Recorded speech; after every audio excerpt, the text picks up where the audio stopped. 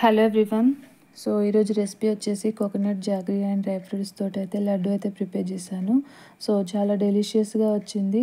ఇందులో nutritions and dry ఫ్రూట్స్లో jaggery so ఇవన్నీ వేయడం వల్ల హెల్దీ స్వీట్ అయితే రెడీ అయిందనమాట. సో చాలా సింపుల్ ఇంగ్రీడియంట్స్తో అయితే ప్రిపేర్ చేశాను అనమాట.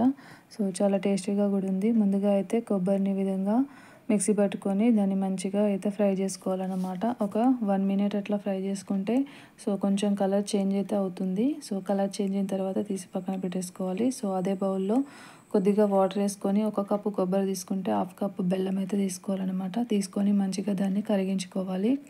సో కరిగించుకున్న తర్వాత ఇంత ముందుకు పట్టుకున్న కొబ్బరి ఉంది కదా, సో అది కూడా వేసుకోవాలి. సో ఆల్రెడీ వేసేసాను, డ్రై ఫ్రూట్స్ కూడా కొన్ని వేసేసాను అన్నమాట. సో వేసేసుకున్న తర్వాత మంచిగా అయితే కలిపేసుకోవాలి ఈ విధంగా. సో అది ఉడుకుతూ ఉన్నప్పుడు కొంచెం గట్టి పడుతూ ఉంటుందన్నమాట. సో లూజ్గా ఉందని అలా ఏమనుకోవద్దు. సో అది ప్రాసెస్ జరుగుతున్నప్పుడు సో గట్టిపడే ఛాన్స్ ఎక్కువగా ఉంటుంది. సో మళ్ళీ కొన్ని డ్రై ఫ్రూట్స్ అయితే వేసాను అన్నమాట.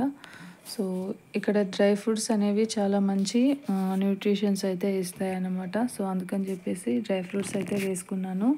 సో మీకు ఇష్టమున్న డ్రై ఫ్రూట్స్ని అయితే మీరైతే వేసుకోవచ్చు. ఇందులోనే 1 కప్పు పాలు అయితే వేసుకున్నాను. సో పాలు వేసుకోవడం వల్ల కూడా టేస్ట్ అనేది చాలా బాగా వస్తుంది కాబట్టి సో పాలను కూడా వేసుకున్నాను. వేసుకున్న తర్వాత దీన్ని అయితే గట్టిపడేంత వరకు అయితే మంచిగా అయితే ఉడికించుకోవాలి.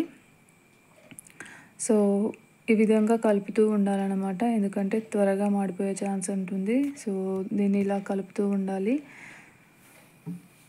సో ఇందులో క్యాలరీస్ అయితే 100 నుండి 120 వరకు ఉంటాయి. కార్బోహైడ్రేట్స్ 15 నుండి 20 గ్రామ్స్ ఉంటాయి.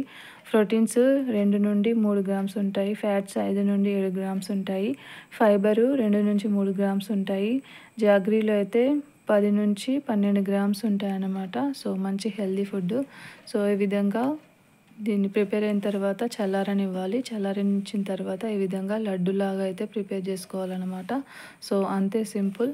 గార్నిష్ కోసం ఈ విధంగా గార్నిష్ చేసుకుంటే చాలా బాగుంటుంది. Thank you.